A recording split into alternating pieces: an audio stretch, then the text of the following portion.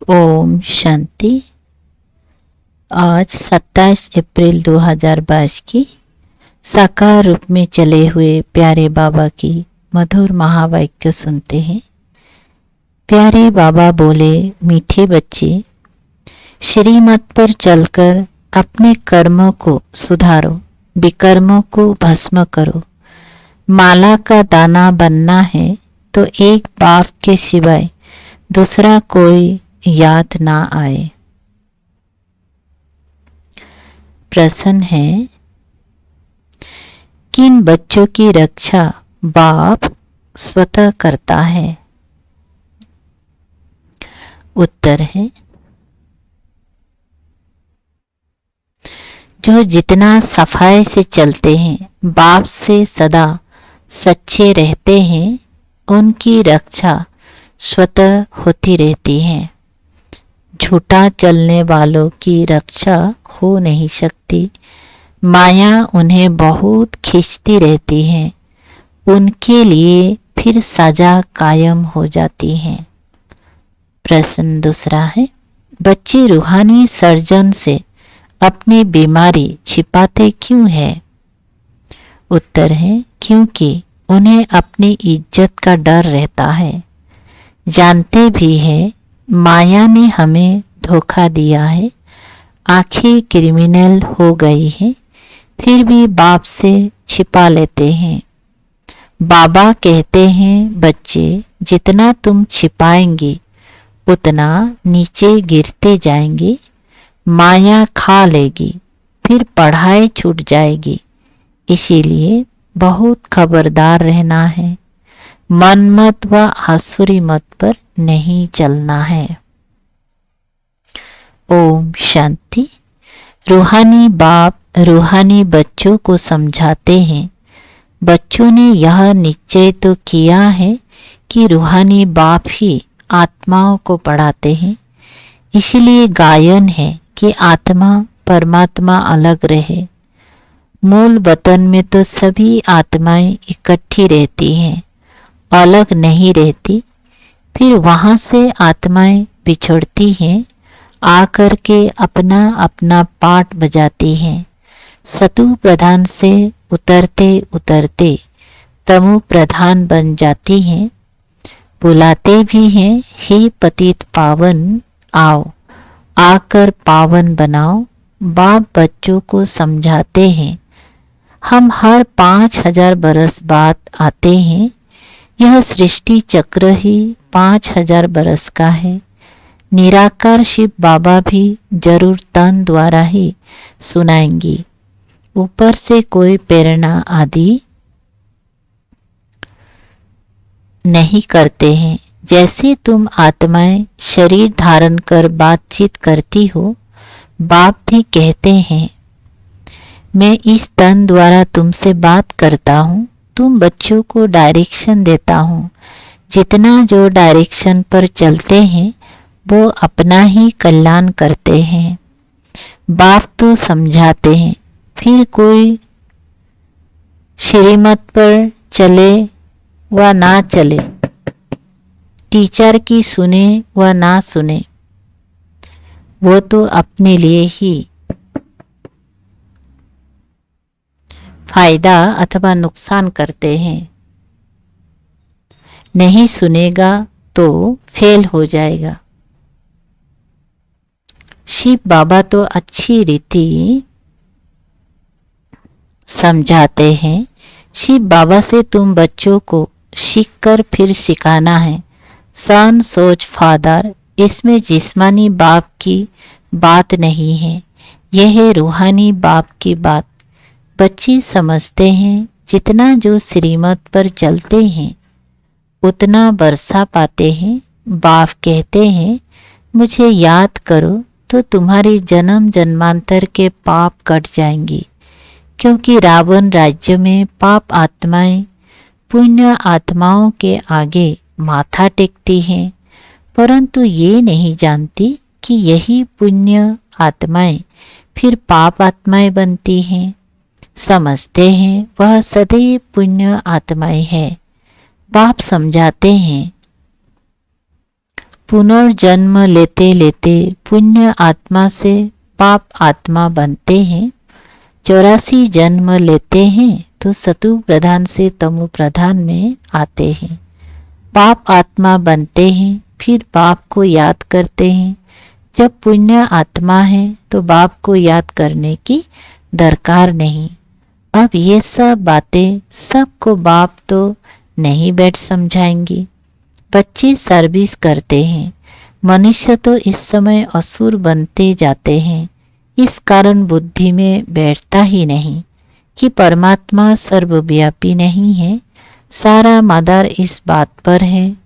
श्री कृष्ण तो देहधारी हैं, उनको देवता कहा जाता है। आत्माओं का फादर तो निराकार बाप है, उनको ही याद करना है। फल प्रजापिता भी कहते हैं, लेकिन वो तो साकार है। ये सब बातें अच्छी तरह समझाई जाती हैं, परंतु कोई बच्चे ना समझकर उल्टा रास्ता ले जंगल में जाकर पड़ते हैं। बाबा रास्ता बताते हैं शहर का अथवा स्वर्ग में जाने का, परंतु ना समझने के कारण जंगल में जाकर पड़ते हैं। जंगल में चले जाते हैं तो कांटे बन जाते हैं। यहाँ रहते भी रास्ता पूरा पकड़ते नहीं हैं, बीच में रह जाते हैं, फिर वहाँ भी पिछाड़ी में आ जाते हैं। तुम यहाँ आए हो स्वर्ग में जाने के लिए। त्रेता को भी वास्तव में स्वर्ग नहीं कहेंगी। 25% कम हो गया ना। अभी तुम हो संगम पर। बाप कहते हैं पुरानी दुनिया को त्याग, नई दुनिया को याद करो। ऐसे तो नहीं कहेंगी पुरानी दुनिया को भूल, त्रेता को याद करो। त्रेता को थोड़ी ही नई दुनिया कहेंगी। रास्ता ठीक ना पकड़ने के कारण नीचे ऊपर होते रहते हैं। ड्रामा अनुसार कल्प पहले जिन्होंने पूरा इम्तिहान पास किया है वही करेंगी। त्रेता में जाने वालों को नापासी कहेंगी। जो स्वर्गवासी बनते हैं वही पूरे पास होते हैं। कल्प कल्पांतर, जन्म जन्मांतर संगम पर वही इम्तिहान पास करते हैं जैसे आप कर रहे हैं।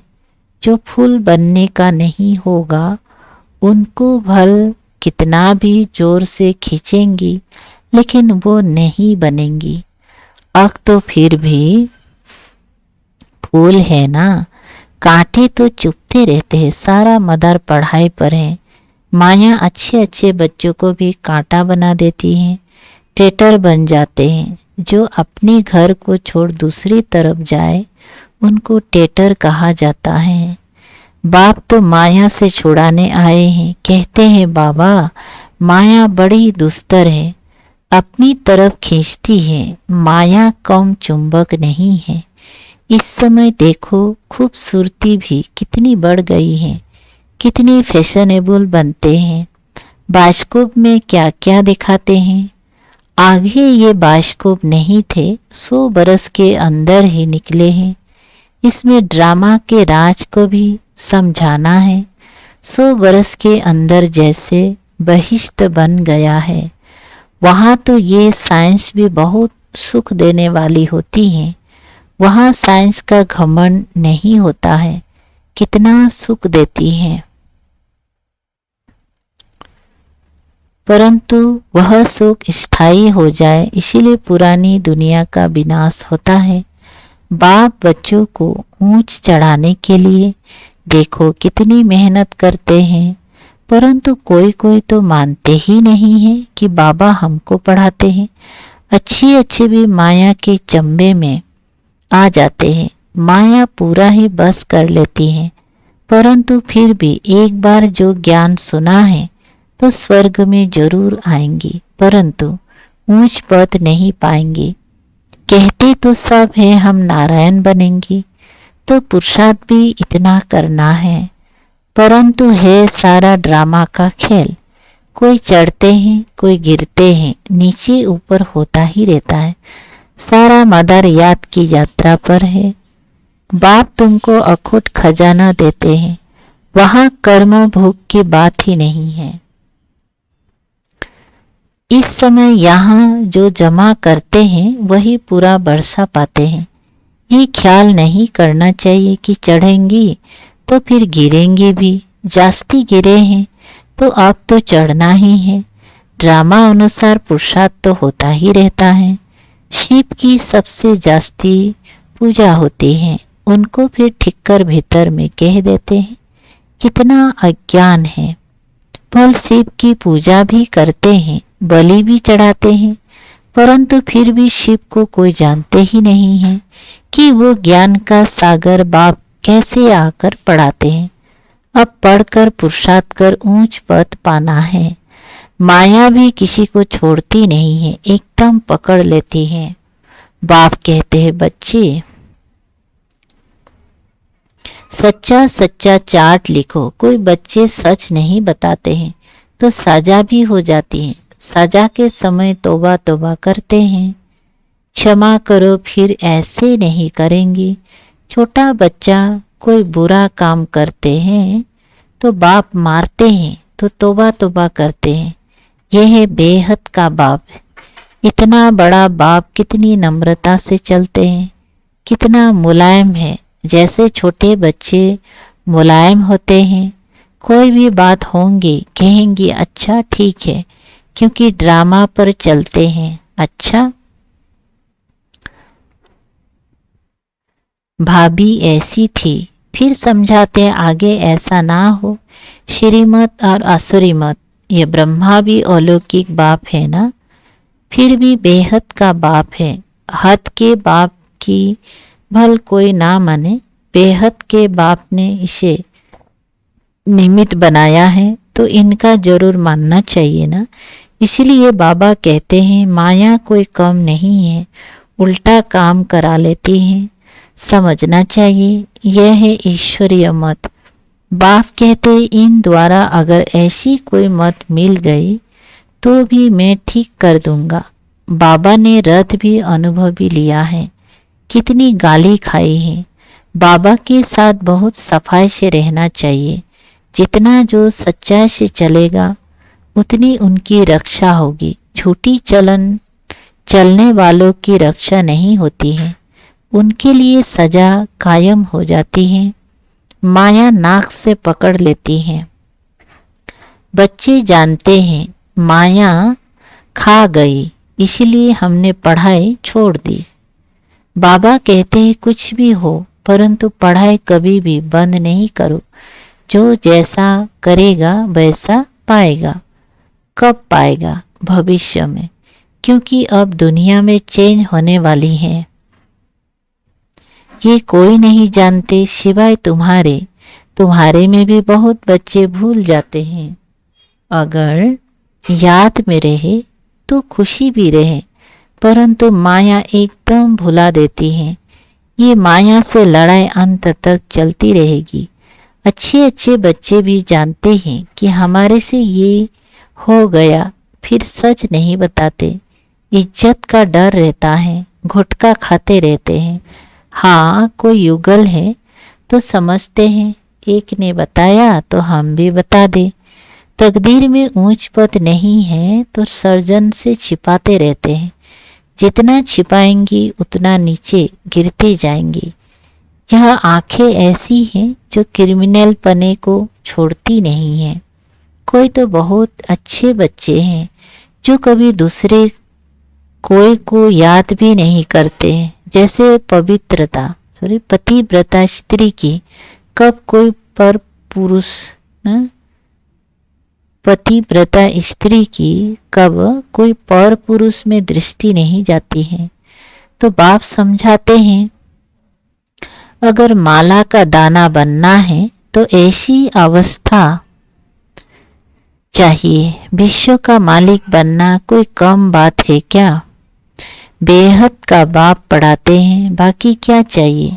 बाबा तुमको प्रैक्टिकल दिखाते हैं कि फलाने फलाने में यह खूबी है, इनमें ये है, तब नंबर बार याद प्यार देते हैं। यहाँ बैठे बैठे भी बाबा की बाबा की बुद्धि सर्विसेबल बच्चों तरफ रहती है। अज्ञान काल में भी आज्ञाकारी बच्चों पर प्यार रहता है। बाबा जानते हैं, क्या बोलते हैं, बाबा जानते हैं मेरे कौन से बच्चे अच्छी सर्विस करते हैं। तुम हो ब्रह्मा कुमार और ब्रह्मा कुमारियाँ, शिव बाबा के पोतरे और पोत्रियाँ। दादे से बरसा तो जरूर मिलना है, ब्रह्मा के पास बरसा नहीं है। बाप खुद कहते हैं मैं तुम आत्माओं का बेहद का बाप हूँ, तुमको बेहद का बरसा देता हूँ। इसलिए अब मेरी श्रीमत पर चलो। मैं आया हूँ तुम बच्चों को आप समान अशरीरी बनाए वापिस ले चलने के लिए। अब तुम्हारी ज्योति जगा रहे हैं ज्ञान और योग से। अगर ज्ञान और योग में ठीक रीति ना रहे तो धर्मराज के मोचरे खाने पड़ेंगे। इसीलिए पहले अपने विकर्मों को भस्म करो। इस समय मनुष्य बल अपने को स्वर्ग में समझते हैं, परंतु ये है अल्पकाल का सुख। उन्हों को बेहद का बाप वर्षा भी नहीं देते हैं। बाप कहते हैं मैं गरीब निवाज हूँ, जो बिल्कुल ही गरीब पतित अहिल्याएं है उन्हों को साहूकार बना देता हूँ। अगर कोई पतित से पावन नहीं बनते हैं तो विजयी माला में आ नहीं सकेंगे। ये तो बेहद के बाप साथ सौदा करना होता है। बाबा ये तो सब मिट्टी में मिल जाना है, इसीलिए हम आपके ऊपर बलिहार जाते हैं। ये सब कुछ आप ले लो, हमें स्वर्ग का मालिक बना दो। बाप कहते हैं मैं तो दाता हूँ।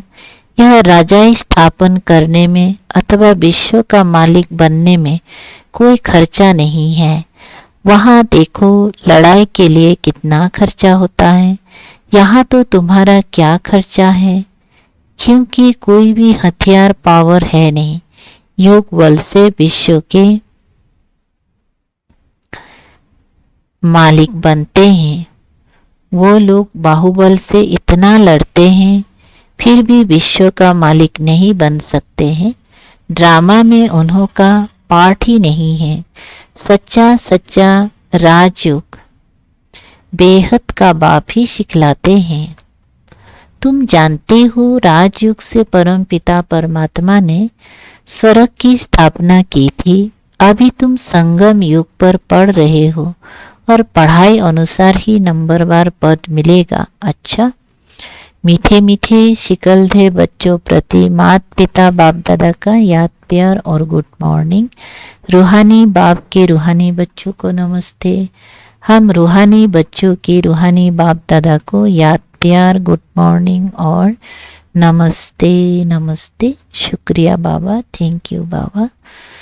धारणा के लिए मुख्य सार है बाप समान नम्रता का गुण धारण करना है। किसी को भी कांटा नहीं चुभाना है, फूल बन खुशबू देनी है। नंबर दूसरा है सच्चाई का गुण धारण कर सर्जन से कोई भी बात छिपानी नहीं है। पढ़ाई किसी भी हालत में नहीं छोड़नी है, आज्ञाकारी बनना है।